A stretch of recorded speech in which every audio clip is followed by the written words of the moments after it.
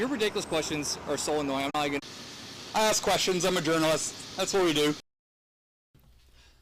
Hello, citizens.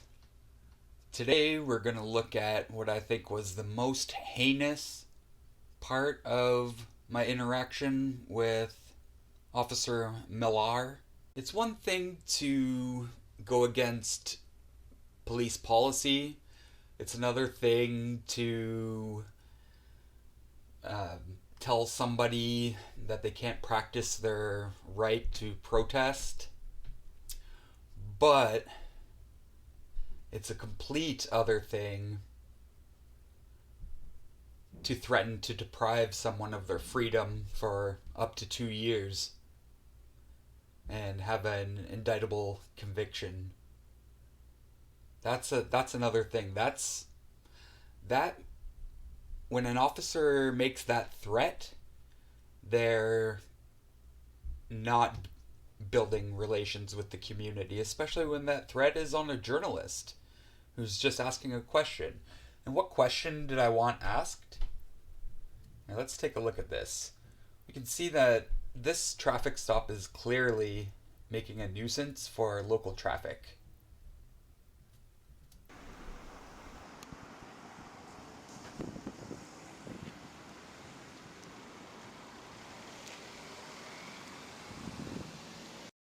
Now, this has been going on for about 10 minutes already since I showed up, and who knows how long before I showed up. So, I just want to know when is it okay for police officers to violate the traffic laws? You can see they're blocking an entire lane. He's too close to the crosswalk. And what do I get because of it? Threatened 2 years of my life gone? A probable death sentence with the way Toronto prisons are? Someone like me, immune compromised? In the general population, I'll get tuberculosis and die, no doubt. What's the emergency? You follow us around? Nope. That feels like you're following us around. What's the emergency? None of your business. Aren't you only supposed to deviate from traffic Obstructing laws? my ability to do my job, all right? Aren't you only supposed to Sit there and be quiet. deviate Do from not talk traffic? to me in my Be parlor. quiet. You understand that? No freedom of speech. Okay. Here's my problem with you right now. You're walking up very aggressive. Try to. And I felt it was important here to stand my ground, not take any steps backwards, because once they smell weakness, that's it for you. You're getting tortured, and you're gonna put you in a cell and make $350 a day off of you. Holy, $350 a day. And taxpayers are okay with this.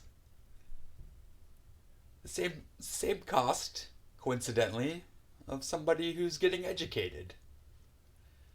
That's where our priorities are. We'd rather torture than correct.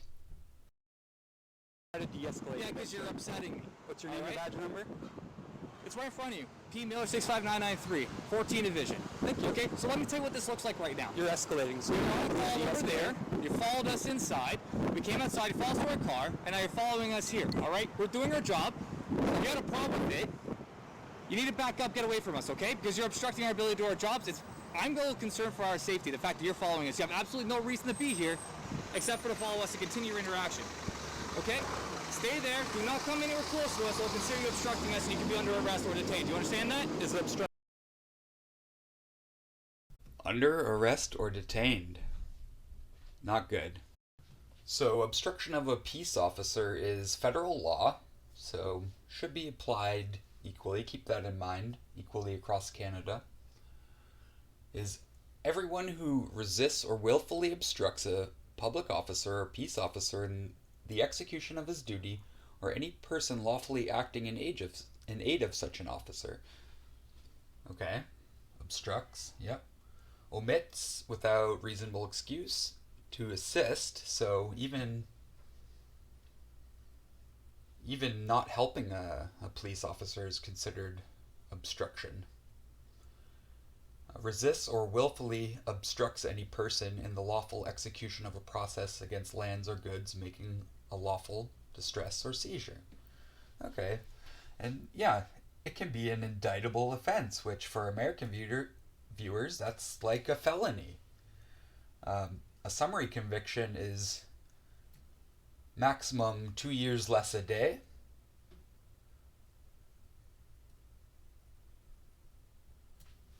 But they're willing to put it up to an indictable offense just so that gets put on your record. They can give you that one extra day and completely ruin your life if they want to. Now, let's see if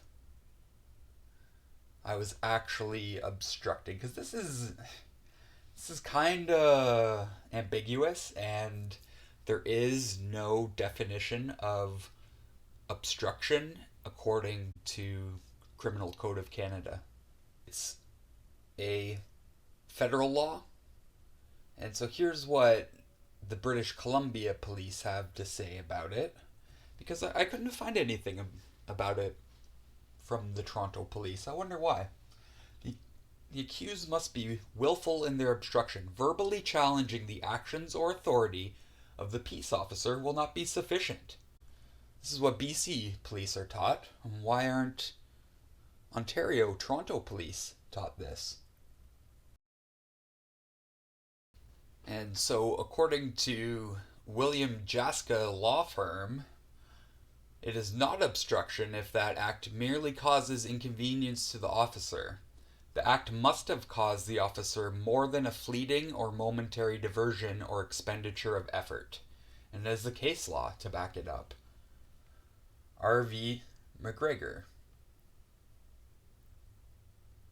The act requires more than something which merely makes the officer's job more difficult. Then we have to prove mens rea or intent. An obstruction charge is not intended to capture acts that amount to a momentary lapse of judgment that was quickly corrected. So even if I was obstructing, which I wasn't, if I quickly corrected it, then there's no charge. Merely uncooperativeness during an arrest is not enough to be an obstruction. Now, in other literature I read about this, they actually clump together resisting and obstruction. Resisting and obstruction are the same offense. There must be some active physical resistance against the arrest. This can include pulling away from the arresting officer while being restrained. Again, physical. Passive resistance, where there's an absence of any degree of physical resistance, is not obstruction. It's not obstruction. It's physical. Obstruction is physical. Millar. Learn your job. Holding onto a steering wheel while police trying to remove the person from the car is not passive resistance, it's active resistance. It's obstruction. It's physical. Millar. Stay strong, citizens.